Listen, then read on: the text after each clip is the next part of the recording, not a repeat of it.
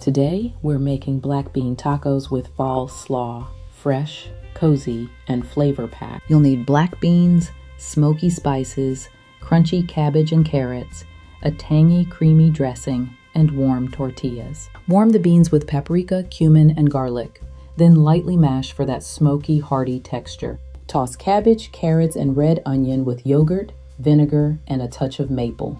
Crisp and lightly coated. Warm tortillas, spoon in beans, crown with slaw, then add avocado, cilantro, lime, and pumpkin seeds. Look at that, colorful, crunchy, and so satisfying. Perfect fall tacos in minutes. That's black bean tacos with fall slaw, fresh, cozy, and flavor-packed. The full recipe is in the pinned comment. Thanks for cooking with me. See you next time on Yum in a Snap.